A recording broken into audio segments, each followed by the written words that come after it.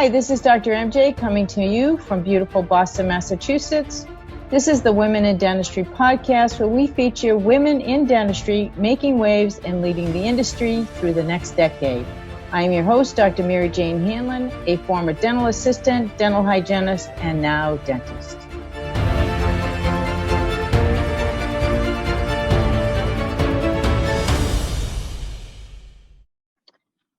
I'm very pleased to introduce you today to Ms. Genevieve Poppe. Many dental practices struggle to implement the necessary change to achieve the results they are looking for. Genevieve Poppe has a unique understanding of what it takes to help dentists achieve their practice vision. Her experience as an owner and manager of a 7-practice affiliate group refined Genevieve's processes and approach to practice growth and management. Her ability to develop strong dental teams with excellent patient communication skills keeps her in high demand. From dental assistant to practice owner, Genevieve brings a unique perspective and real-world experience in many aspects of dentistry. Prior to speaking and consulting, Genevieve co-founded an affiliate group where she architected and facilitated numerous practice acquisitions and transitions. From practice startup to transition, Genevieve has the skills and knowledge to implement systems for business and team success. As a speaker and consultant, clients and teams find Genevieve relatable and knowledgeable. Her presentations are engaging and relevant and meaty with immediately applicable content. It is now my pleasure to bring you to my interview with Ms. Genevieve Poppe. Genevieve, it is so awesome to have you here with me today. I am so excited to introduce you to my audience and can't wait to hear about how you got your start in dentistry. Don't forget to hit the subscribe button to our channel, and also don't forget to hit the bell so you never miss out on a single episode. Thanks so much. Well, I am so happy to be here today and excited to share with the amazing women that I've come to know in dentistry. Awesome. Thank you. So how did you get your start in dentistry, and what made you interested in dentistry in the first place? I had dentistry on my radar in high school. I thought maybe being a dental hygienist would be something that would suit me. I didn't really see myself going to full length of college. I didn't have a lot of support to do that. So hygiene was kind of on my radar. And I was kind of a naughty teenager. So not kind of, a really naughty teenager. So my guidance counselor actually got me a job at Dr. Smith's office in Sun Prairie, Wisconsin.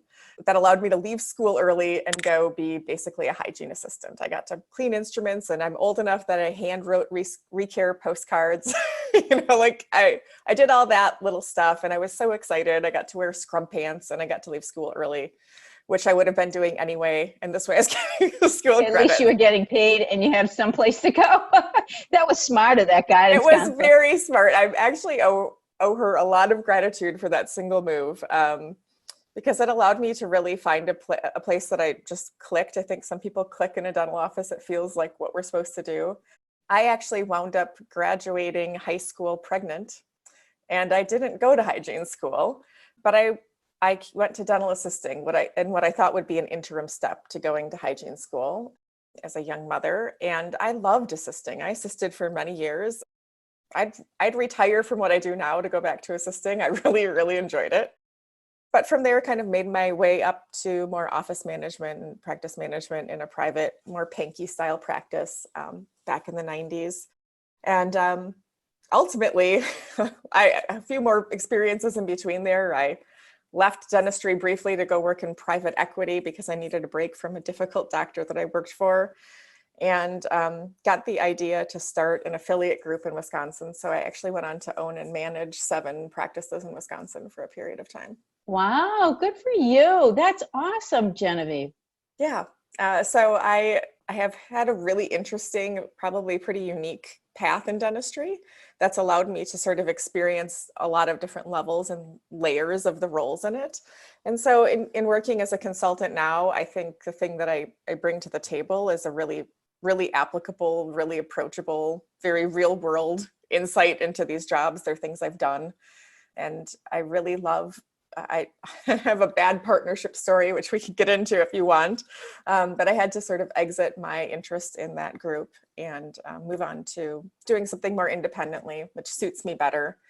And now I help other doctors sort of build their empire, whether that's one thriving practice or a small group, or, get things back on the track to bring in another doctor.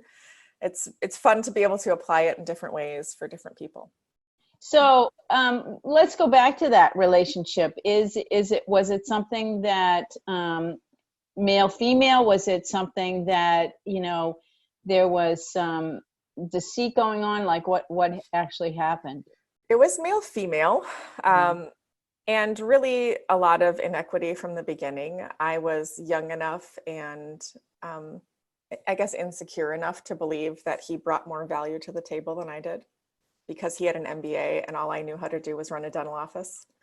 However, the entire business we built was based on my knowledge and ability to make dental offices transition and thrive. And my first biggest mistake was undervaluing myself to begin with, right? The next real issue was that it's interesting in a lot of male-female dynamics. A lot of times I find men in dentistry are more conflict averse than women are.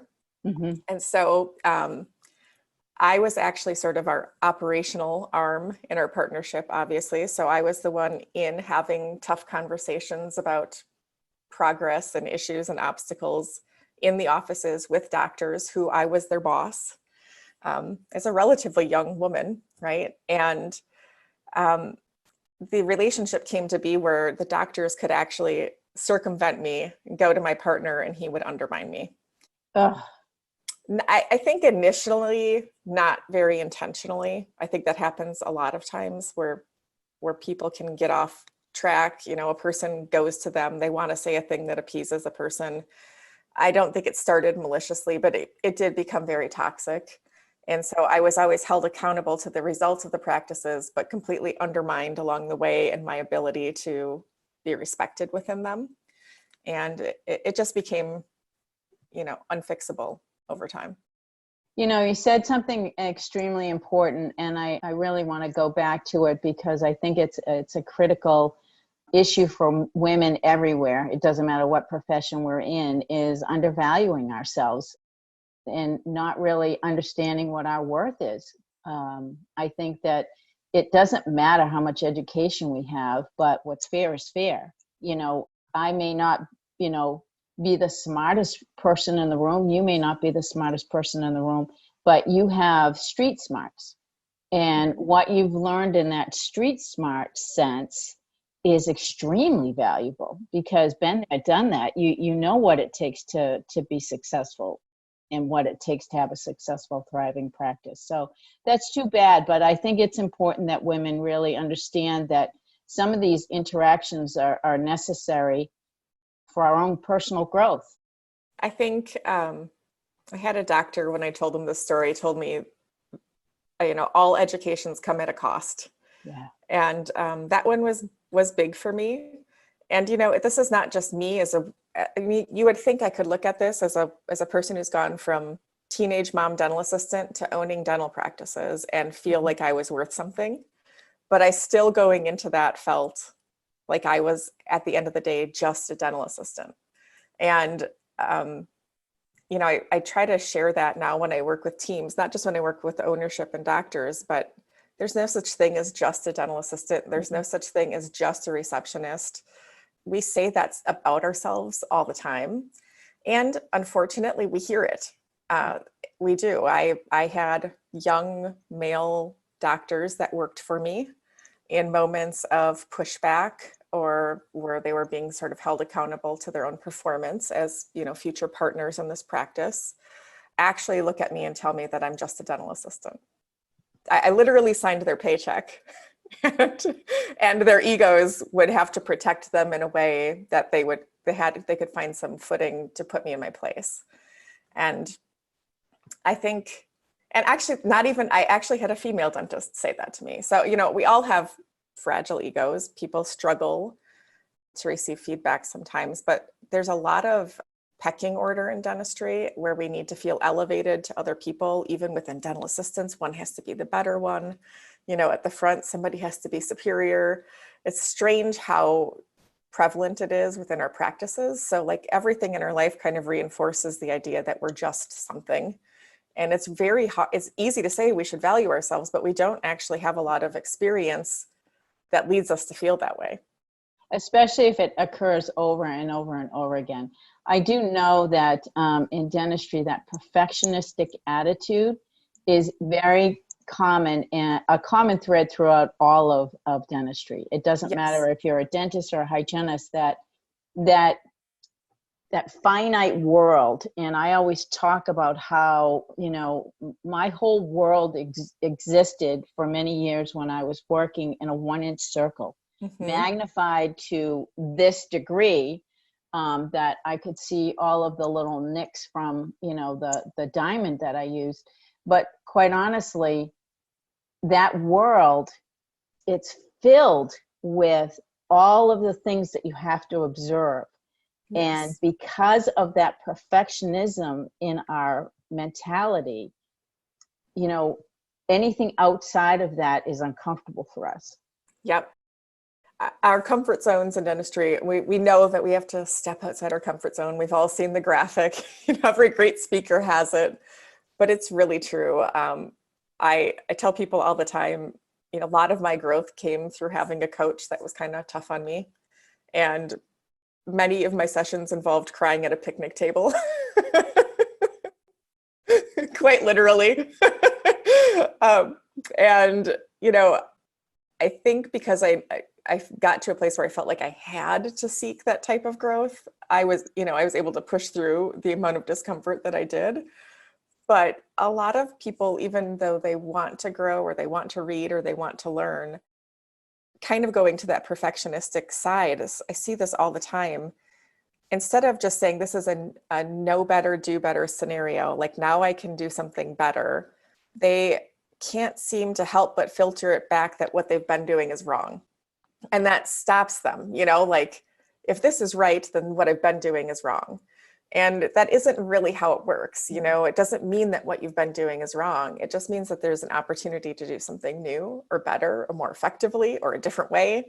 And, you know, and it's interesting the way we can not do that necessarily to clinical things. Like doctors go to CE and they learn a new technique, or they go to a meeting and they see a new material.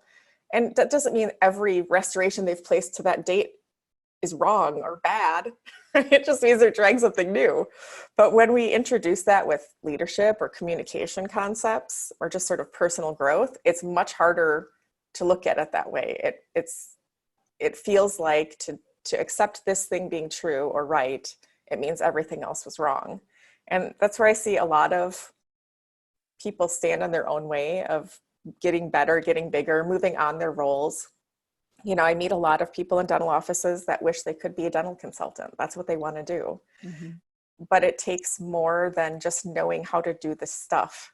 You know, it takes learning to take feedback and be vulnerable and share a lot of the things I've ever learned. I learned through failing at them, you know, through more than once. You know what? It is by far the best educational model, right? Because you know all those ways and how not to do something now. Yep. I think it was Ford it was Edison. 999 ways not to make the electric light bulb.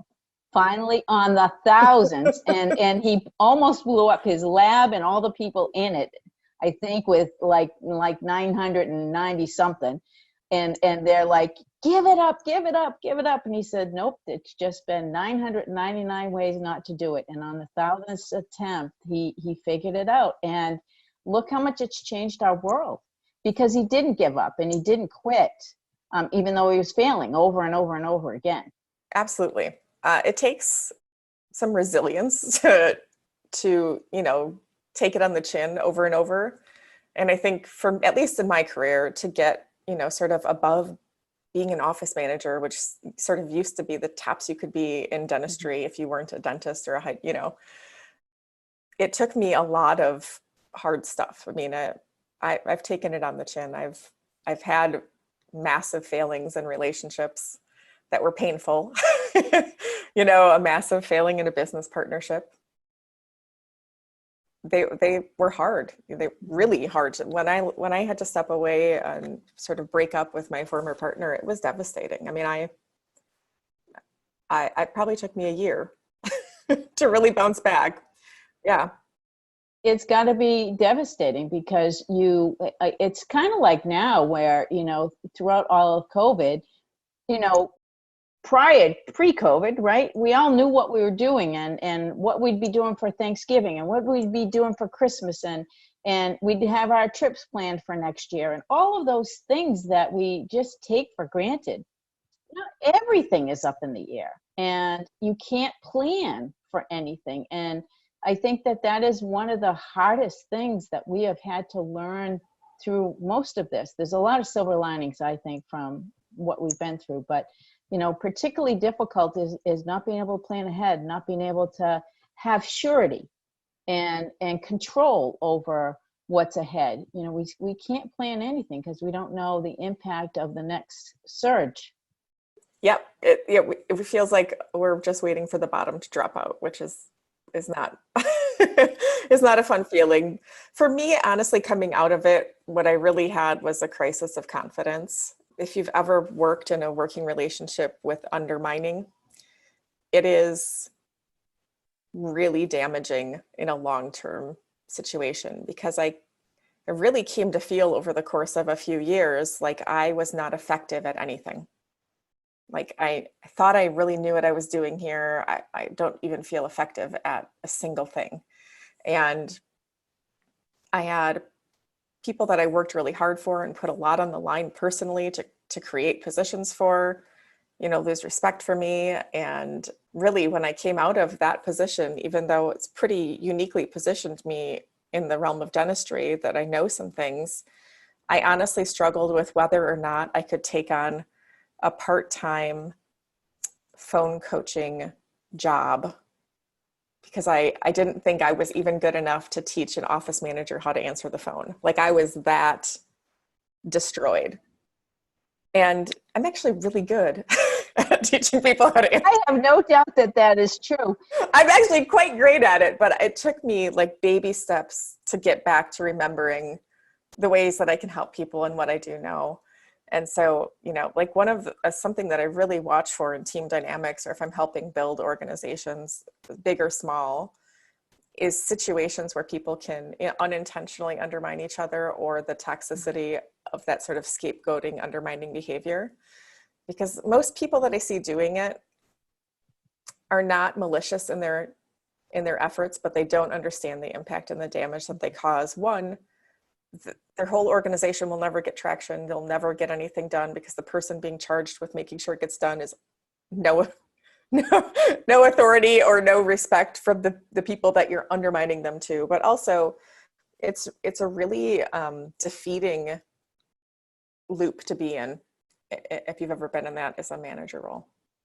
So I have, and one of the things that I have also had to deal with is a narcissistic type personality, where almost like a caged animal, when you feel threatened, you're going to attack, and that behavior is really, really uncomfortable and extremely damaging to teams, to everyone that you're working with. And when the obvious blame gets put on your head, obviously it's kind of like, wait a minute, this is not, hold on, this is not, it has nothing to do with me. So yeah, it's really a challenge. And I am so happy that you've been able to come out on the other side. What did you learn most about gaining your confidence back in that journey? Because that to me is fascinating. And, as I've explained to you, one of the reasons why the podcast was started is to share, confidence building steps for young women and how to, even though they don't know how to do something, to just put their first foot forward and just do something. One step every day will get you there. I think that is part of it, is the willingness to fail again, potentially. It's like the bravery to realize that, this didn't work and I have to try again, and knowing that the 1,000th time it'll work, right? So it takes a little bit of, courage or resilience. In a weird way, I was sort of born into a life that built resilience in me as a young child. So I think I have some of that, like grit, that maybe isn't always common in like younger dentists that I see today, which is not saying all of them, but a lot of them just not that much. I'm getting older, quite a bit younger than me. You know, we're just raised in a very different way, where they were intentionally spared failures, where they were, they don't actually come into their careers having ever really been knocked down. Mm-hmm. And so I think it feels harder to them to take those steps. You know, it feels like a bigger failure because, you know, I've actually interviewed people. A question I ask in an interview at all different levels is, tell me about a time you really screwed something up, your biggest mistake ever. Like, what happened and what did you do? And I actually am starting to interview people in a generation where they're like, can't really think of a thing. And I don't know. I mean, it's obvious, like they didn't not screw something up. It's happened. I just think that a lot of younger people were raised that like we minimized those things, and you know, we made them feel better about it. And they weren't ever made to feel like they screwed something up. And so in a way, I mean, it's like you almost need to get it out of the way. Like you need to know going in, like you're going to screw it up a lot of times. You will lose good people that you loved and cared about because you did something the wrong way. You will lose relationships because you messed it up. You will lose patients because you messed it up. You will lose teeth because you messed it up. You know, like it's going to happen. And it's really part of the career in dentistry. Like it's really part of just having a career in general. But, you know, I think the other thing that I really discovered in my own confidence in that rebuild was that a lot of my confidence early came, I want to say this, from a place of almost righteousness, right? Like I relied a lot on the fact that I was right, which I was. Meaning I knew what I was doing. I knew that this was the right thing. And so I relied a lot on my conviction and righteousness in outcome. And that's where I got my confidence, was conviction. And I was really proud of it. And my former partner actually used to say to me, like, your confidence comes with a chip on your shoulder. And I couldn't really understand what he meant, because I've never felt like I was a person with a chip on my shoulder. I didn't feel like I ever thought I was superior to anybody. But I realize now, and looking back at it, what it was is that in order to feel confident to approach something or address something, I did sort of puff up and rely on what I knew about this thing or what I knew to be true. And I was right a lot, but I wasn't effective a lot. You know, it doesn't really matter if you're right. So what matters is, can you get this team to do this? Can you get the outcome you're going for? And I read, actually, in that time frame, I read a book called Presence by Amy Cuddy. Oh, I've heard of it. Yes. Yeah. So she did a TED talk that probably a lot of people have seen. If you haven't, it's a great TED talk. It's on the power posing, but it's basically how you can hack confidence with your posture, right? Like that we can trick ourselves into feeling confident with posture, and not so much doing the posture while you need confidence, but in advance of it. It changes your chemistry, and it's actually kind of cool. That piece of it is cool.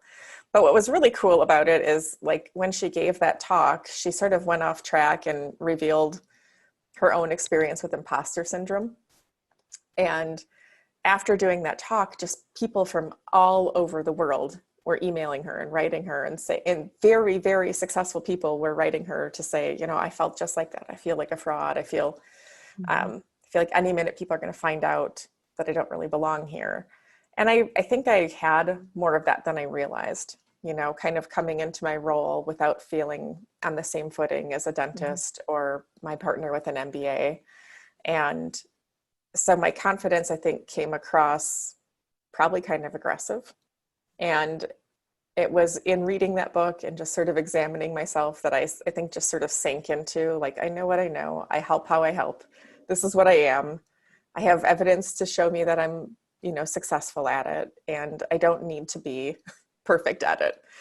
And it wasn't like a light bulb, but it really, I think sometimes you read you read a book or you see a thing right at the moment you need it. For me, that was that book. And for anybody struggling in confidence, I think it's an incredible read. I mean, it's a really good one. I recommend it. I buy it a lot and give it to people. I email the TED Talk frequently. But to me, it was finding a different way of being confident that has brought me back to probably a new level of it. Mm-hmm. That's a great story, and thanks for sharing that. I mean, and being open to share that. It's really wonderful to hear. What do you think was the single best piece of advice you've gotten in your career? Anything to support that, or when you were going through the recovery process, which it sounds like you were recovering, like we all do from whether it's a relationship or a business or whatever. I mean, it's a recovery system, right? And we go through those 4 stages. Where you're angry and you can be a little bit blamey, and then all of a sudden you step back and you realize, okay, how did I contribute to this? And, what do I need to do to improve myself better and more for the next time, and be prepared for the next adventure, whatever it is. Yeah, honestly, one of my best pieces of advice ties into this a little bit, but wasn't really about this. Kind of going back to the way that I used to manage or communicate my confidence, which at that point was not necessarily a positive thing. I was a very frustrated manager. Things felt so obvious to me. I felt like I explained this. I didn't have a lot of patience in the way I communicated with team members, and which is weird because I have it in endless amounts for patients, right? Like what I can give to a patient it's ridiculous. But for my team, I just didn't share it. I was like a once, twice, if I have to tell you, that's it. And it's not an effective way to manage. And it left me not in my best place as a leader. And so in one of my crying picnic table sessions, my coach told me, you are going to have to learn to have more comfort in a better relationship with repetition, or you're going to fail. And she said it pretty harshly, actually, but she was right. And the first thing I said to her was like, you don't understand. I say it all the time. I wasn't hearing her, but like many things, I absorbed it a little bit later. And I had to actually figure out how I would do that. Like I didn't know how I would go into being repetitive and like repeating the same things that seemed silly to me and seemed obvious to me and seemed frustrating to me without that coming through. And I actually called her back and just said, I don't know how to do that. Like I hear what you're saying, but I don't know if I have the capacity to do it. I don't. Like maybe my job is just to know the things and somebody else should do that. And she said, no, you can. And so what she taught me to do, and I'm grateful for this skill today, is when I've said something once or twice and I feel like a person isn't with it or receiving it, whether it's they don't get it or they're not listening, I actually say to myself still, oh, good, another opportunity to clarify. I just say, oh, good, another opportunity to clarify. And in doing that, I can approach it just that way, without being mad, without having frustration come through, with the intention being, I need to be more clear about this. Here's another chance to repeat myself and feel good about it. And it's simple, like sometimes just our own ability to reframe something that we have to do a lot to get the outcome we want. That was pivotal for me to be able to do that in terms of my effectiveness with people. And has that changed everything about the way you interact with the teams? I honestly would say it does. Yeah, it sounds like it does. And what it does when you can do that is it helps you develop real candor, right? Like you can really just be candid with people. Like I think candor is essential to like having real relationships with people. And to me, candor is a sign of respect. Like I will just, I respect you enough to tell you, right? But a lot of times the way we use candor is that it comes across harsh. And so like if you have frequency of feedback and you can do it without attaching any emotion, or they're doing that at me, or they're purposely disrespecting me, or any of those things that come into it when we normally do it, I think it helped me hone the way that I the level of candor I can have with people without them receiving me as somebody who's angry with them or, you know, mean to them. Like it's received how I mean it, how I feel about it, which is I want to help you with this, you know? Right. And they feel safe, right? Yeah. When you portray that different, so I'm a firm believer in our words, our emotions, our presence has an energy field to it and has an energy about it. And that energy, positive or negative, affects the other person.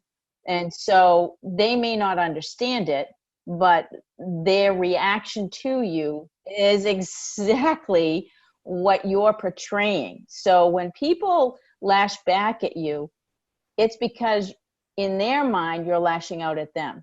So they're equalizing the energy and portraying it back to you. So critically important is for us to understand that it's not necessarily the other person is having a bad day. What did you do or what did you say that might have impacted that person to provoke that, right? Yeah. And that's not an easy thing to ask yourself because, you know, we all think we're perfect. We don't. We're in dentistry. We're perfect. We don't want to see it, but you know, I love that you said that because there's a saying I use all the time, which is, you don't manifest the outcome you want, you manifest the outcome you believe. And it's just what you're saying. You know, if I'm walking up to Susie and I'm going to nicely say this thing, but fundamentally I believe she's too stupid to get it. That's exactly how it's going to come across. No matter what words come out of my mouth, that's what she'll feel.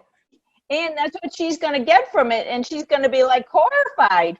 And it doesn't always matter the words you use. It really matters the intention you go in with. And you'll find the right words if you go in with the right energy. And so for me, being able to adjust, like teaching myself that I can reframe how I'm thinking about it before going into it has been really, really powerful for me. That's awesome. That's awesome. What made the biggest impact on your life? What do you think? Was there an event? Was it, you know, anything in particular? But who or what made the biggest impact on your life? Probably, you know, two formative things for me is one that I grew up without a mother. My dad actually won custody of me as a young child, me and my sister, due to some not great circumstances for me. So I was sort of thrust into like a female head of household type of role when I was 5, you know, so I mean, not fully, but largely. I was like the female caretaker, head of household of a pretty dysfunctional family early. And I think that's, you know, while sad at the time and hard for a lot of years, it is what I talk about when I say I can access the grit or the ability to know that like I can take it on the chin. I might, you know, cry for a day, but I can get back up and do it.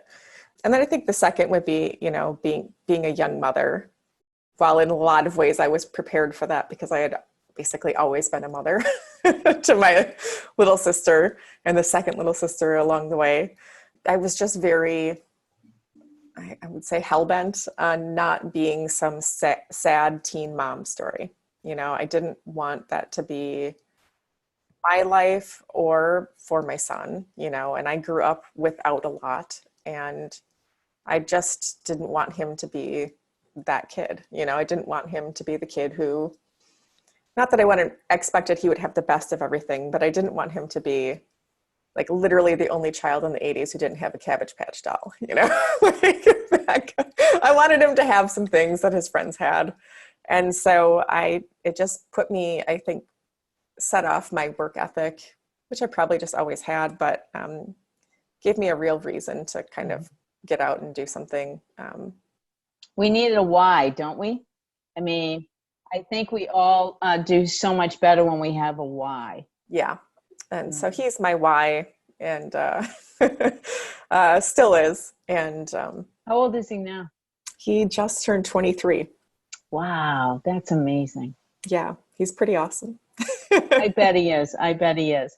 So when you reflect back, I mean, that obviously tough upbringing, tough childhood, you know, your confidence, because I can tell that you're a confident woman, obviously was shaken a couple of times in your career, but you know, how do you feel like you gained that? And is there something that you can share with the young women out there that might be going through something similar on what they can do to help gain their confidence? It's such a hard thing. I actually have this conversation because, you know, it's not something you can gift somebody or like necessarily help somebody to. The best advice I could say is that you would be amazed at what you can do if you try. You know, if you just leap, like if you just do the crazy thing, if you just try. And for some people that's small. Like, you know, I have a son that my son hates to like make a phone call, you know, like he's that era. So for some people, it's like taking the step to do that one thing you're scared of and realize that you didn't die. Like that's, I think sometimes just the first thing is like pick the smallest thing you're scared of and just do it. You know, I say that, but I'm not preaching. The other day, I literally had to spend like 7 minutes talking myself into being brave enough to kill a spider with a flip-flop. So I'm not, I know that it's hard to do things that we're afraid of, you know, but then I did it. I finally was just like, 1, 2, 3, and I ran, you know, charged the wall and killed the spider. But so I reframed spiders. I'll share this with you because maybe this will help you. I reframed spiders. And in my mind, now every time I see a spider, I say, oh, good. They're going to get rid of the ticks and the mosquitoes and all those little bugs that I don't want. Okay, you stay over here. I'll stay over here. But you take care of all those other little things. So I just reframed it in my mind. And when I see them, I don't freak out. I sometimes will gently put the bigger ones in a little Kleenex and put them back outside because I don't want to see them anymore. But you know, I did have an experience once when I was younger and my daughter was little. We had a boat, and you know, at the beginning of every season, you know, it seemed like the spiders took up residence in our boat all winter long, right? So by the time we would come down and have to clean it out, I couldn't do the first clean through because the spiders were just everywhere and disgusting. And I think I learned to reframe it at that point because I loved the boat so much. yes, That I just had to learn to adapt and deal with it. And so maybe that's a lesson that we can take and expand upon down the road. But you know, just reframing how you think about things. I love, it's Wayne Dwyer that said, change the way you look at things and the things you look at will change. And I love that because I didn't understand it for the longest time. It took me saying that over and over and over again for me to finally get it. And I went, oh my God, yeah, just change the way you're looking at it. the first time I heard concepts like this of reframing or changing your perspective or changing your assumption, I talk a lot about, you know, finding the positive assumption, the benefit of the doubt, and how that applies to people we communicate with, how it applies to patient care, especially. And, but when I first had that on my radar, I honestly, I swear to you, I was just like, eye roll. I thought it was so stupid, like, whatever, you know, hand me a crystal. You know, I was super snarky about it. I was not hearing it, you know, I was not getting it. So I guess the good news is if you're at that moment listening to this podcast, there will come a day where you'll think back on that idea and there'll be a moment that it makes sense. Or I hope that happens for you. But you can actually cheat it. Like you can actually just say, you know what, maybe this sounds stupid to me, but I'm going to give it a whirl anyway. And you can cheat it. You can fake it to make it a little bit in that regard, you know? So like, even when I have team members who are struggling to provide repetition to a new treatment coordinator or a new young dental assistant, and I tell them my trick of saying, oh, good, another opportunity to clarify. All the time I get people like, whatever, you know, they think it's silly, but I'm like, promise me you'll try it for a week. You know, just give it a whirl. Just take a leap of faith, You don't have to believe me, but just try it. And the thing is, it doesn't take very many tries at it to realize that it did work. and then you just do it. So Because, okay, now I get it, right? Because you've had the experience, right? And it's just one more experience that builds up on each other, that gives us the confidence and the knowledge. And I think that that's the biggest key, right? It's not that we don't want to understand these things. We just haven't had the knowledge or the ability to learn them yet. Because imagine trying to learn everything that we need to learn in like a second, right? We can't do that. There's a book, the Biology of Belief, and it's the study of neuroscience. And one of the most fascinating things that I was reading in it this week was that children 0 to 6 years old are super learners. That means they don't have to see they don't have to hear or see it written. They just observe and they learn. And it's with everything. That's why they can learn 6 languages at once and be able to distinguish all 6 of them. But by the time we're 8, we stop with the super learning. So that stops, and we have the inability to learn that many languages at that short amount of time, because we don't have the ability to track it all, because we are using our senses for other things. So it's critically important in those first 6 years to make sure that they are observing great things. When I heard you speaking of your past, I can see where, some of the things maybe that you struggled through were because of your upbringing, and maybe the things that you repeatedly heard that were subconscious to you. Same thing, I can share the same thing with my own family, and not that it was 100% dysfunctional, but my dad was a perfectionist, and he had an unbelievable work ethic. But when I would bring home an A, he'd always say, "Well, how come you can't do that all the time?" Okay, seriously, I got an A, Dad. Can't you just be happy about the one A? But it was always like I was struggling constantly to prove that I could, be that daughter that got good grades, right? And it was hard for me. It did not come easy for me. I did not have confidence. I did not have a lot of self-worth, and I struggled for many, many years.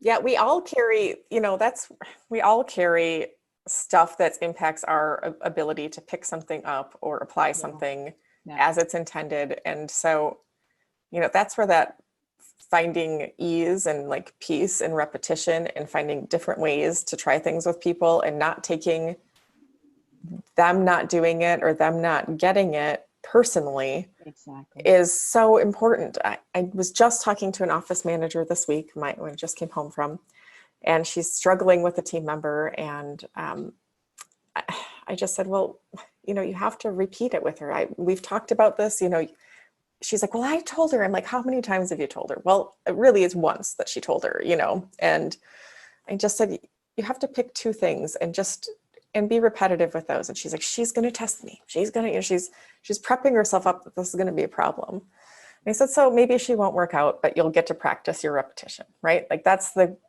bonus. But the other thing is that, like, her not doing it isn't to test you. Her pushing back is maybe the way you're, like you said, is maybe the way you're presenting it, or it's maybe her own inability to manage change or feel insecure for a moment. Like, all the things that come back at us, right, very few of them have much to do with us. So it's so true. It's so true. When you can really get at ease with that, it's like, it makes this side of this big part of, owning and running an office, which is managing a team or leading a team, which feels so hard. Mm-hmm. It makes it feel so much less stressful and so much less taxing when you can, I don't know, just be easy with that feedback and normalize it for a team that we talk about things, Well, here's a good one for you. What you resist persists. And I have found that when there's resistance to anything, whether it is a concept, whether it is physical resistance, whether you just don't plain want to do something, right? Like get out of bed in the morning. Oh my gosh, the after effects of persisting in resisting something has worse impact on you personally and emotionally than it does if you just got up and did it. And took care of it, or eat the frog, right? Exactly. So, I find that I remind myself of that all the time. Okay, what are you resisting? Because obviously this is coming back to haunt you again, MJ. Okay, take a deep breath.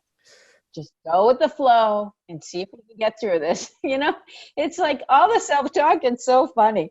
All right, so who in dentistry inspires you? And somebody outside of dentistry. I mean, is there somebody in your life that inspires you to do what you do and become good at it? I think I've had a lot of inspirations along the way. There are people, sometimes you feel like you're crazy when you're talking about things, or you're thinking about things with what seems like a different way, and then you hear somebody else sort of saying the same thing, and it feels like, so I have that in little glimmers of moments. My own dentist friend, client, Mike Fling he's a great educator. He gives a lot of his time to educating. When I see private practices that are still putting the energy and effort into like really taking care of people, I find that really inspiring. I help people build groups, but I, in my heart, always love helping like a true like patient directed fee-for-service private practice really make it in a tough world. That inspires me. Yeah, I was talking to a hygienist earlier this week, and she was sharing a story about she worked with a dentist to give a person a smile. He had just, he couldn't afford to have any treatment done, but then was recently diagnosed with a brain tumor. So of course, his mouth was a mess, and, he had to go through chemotherapy and all this kind of stuff. And so they wanted to clean him up beforehand. And they worked with their lab and worked with the hygienist and the dentist, and the team all got together and they all worked for free for the day, so that they could do everything in this guy's mouth. And the lab worked with them and charged him $1,200 for a 6-unit bridge, and everything else was free. And it just brought me to tears, because that's the kind of stuff that you do that changes a life. It gives you goosebumps. It gives you that, oh my God, I've impacted just one person's world.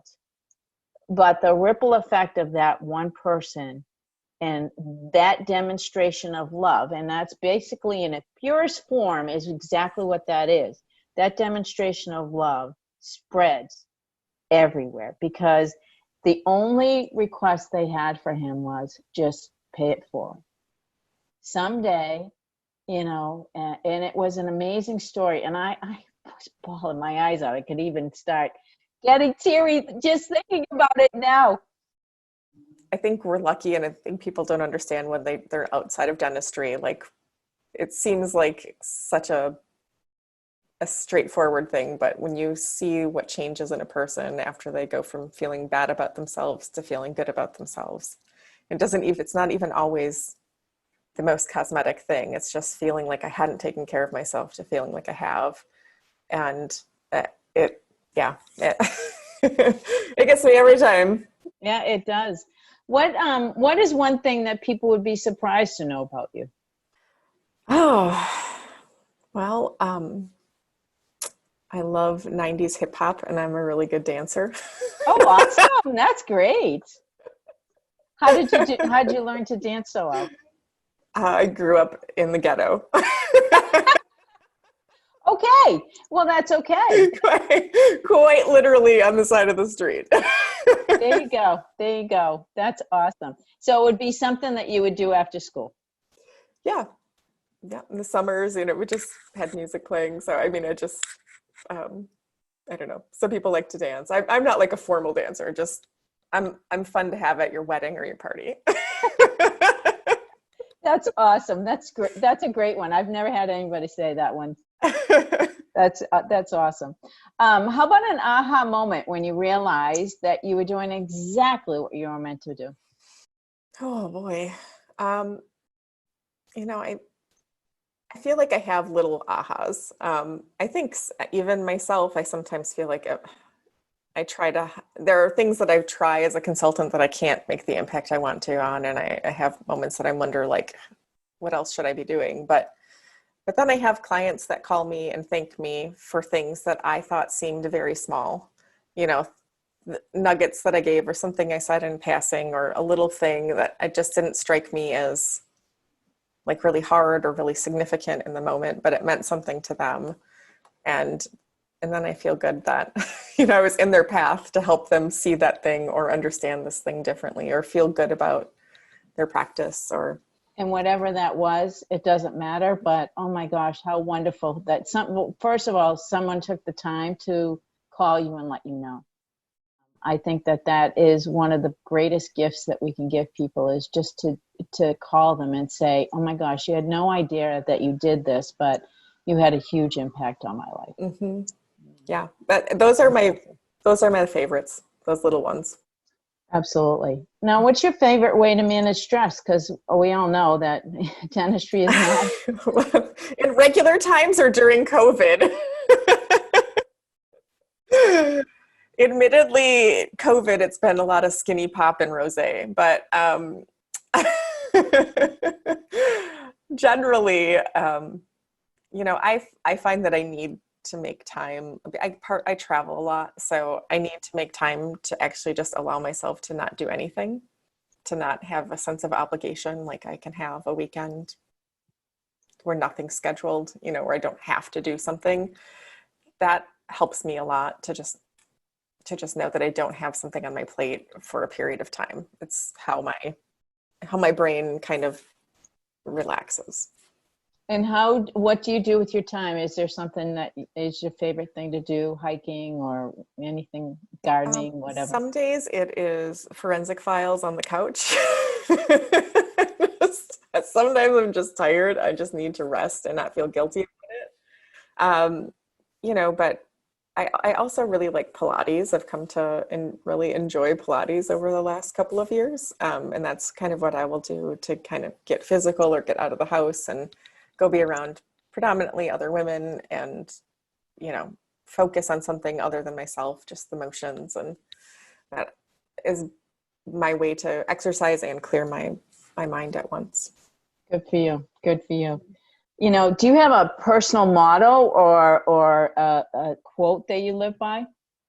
I think probably kind of what I said earlier, which is you manifest what you believe, so when I find myself in a place where maybe things are not really rolling for me, or I'm in a funk, or I'm negative or sad, I have to take a look at myself and say, how am I attracting this? And a lot of times it's some negative thought or belief I'm carrying about myself or about my situation or about what's right or wrong, or, it usually comes down to where my focus is or has been.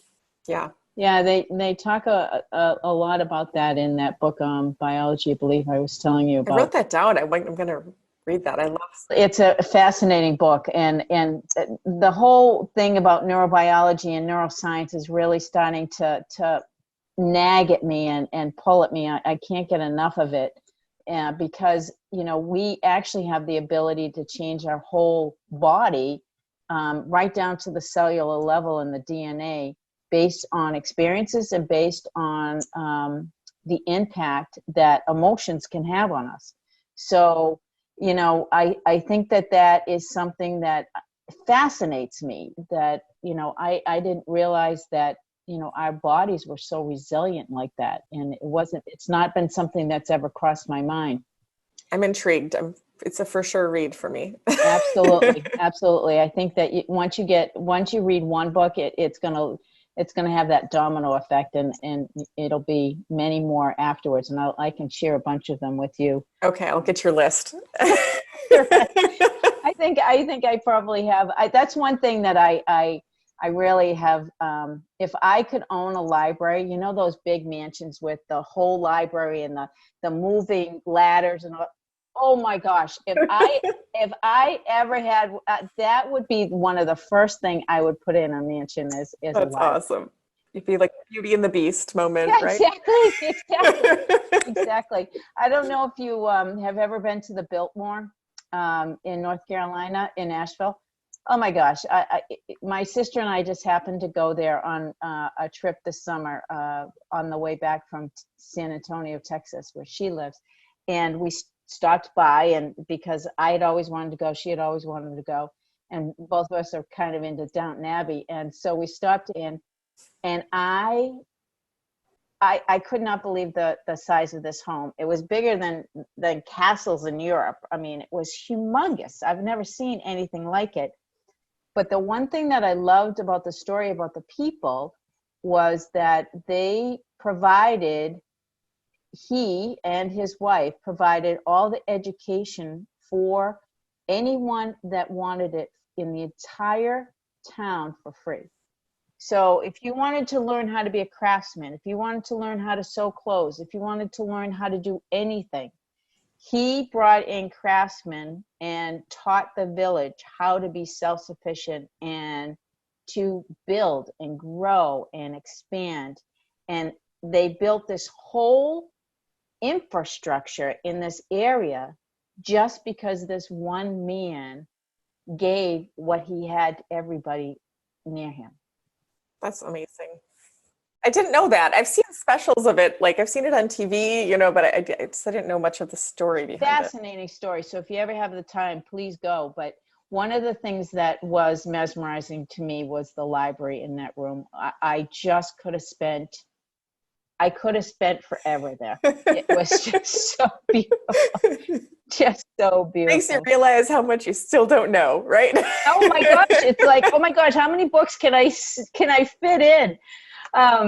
You know, and just read. I could do that forever. But anyway, my list of books is quite copious because that's one of the things that's my passion is books and reading. And I tend to do more Audible these days because I'm traveling back and forth to Maine. I do a lot of Audible on planes. I do too. And they're perfect for the plane, right? You can just listen while everything else is going on around you. So it's nice.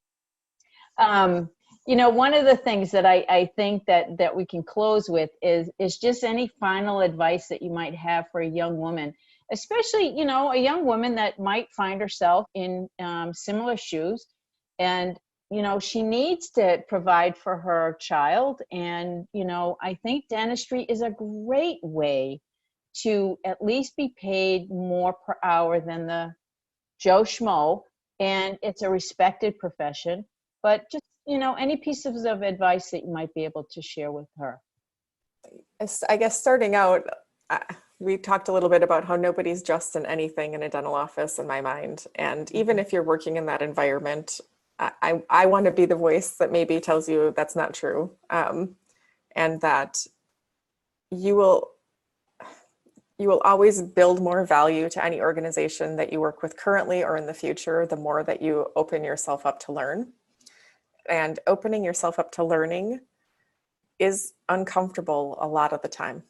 And it might come at the hands of a person that you don't necessarily get along with, or you don't personally click with, or you don't even always respect.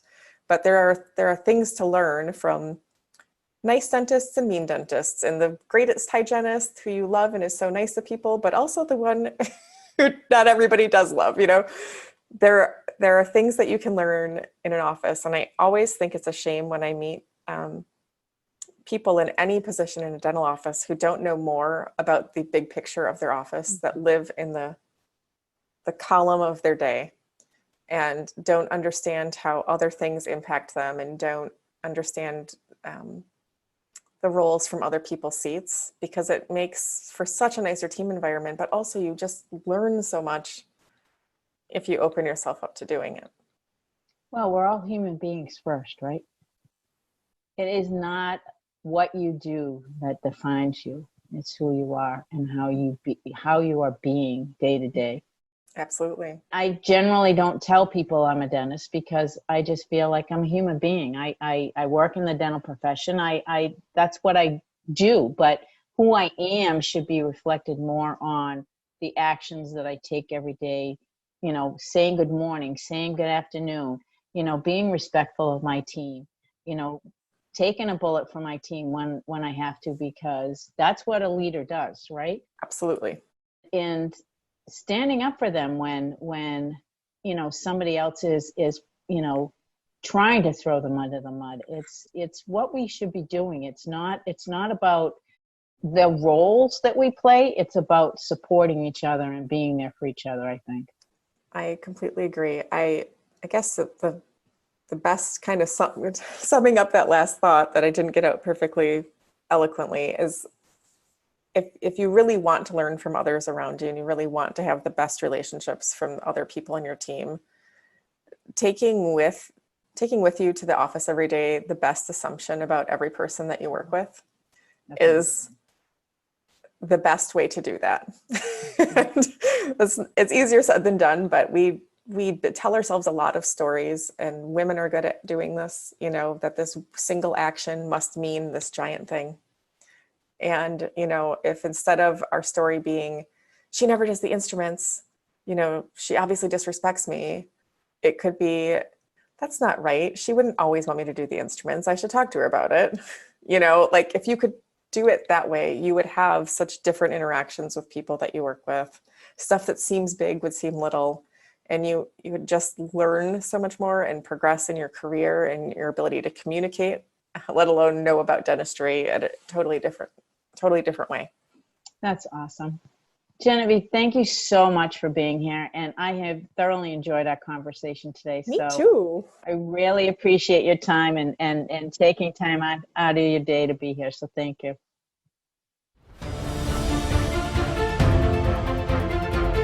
Thank you so much for listening to the Women in Dentistry podcast with Dr. MJ Hanlon. If you like our show and want to know more about us, check out our website, thewomenindentistry.com, or please leave us a review on iTunes. Join us for our next episode as we bring you another amazing woman leading the way for the next generation.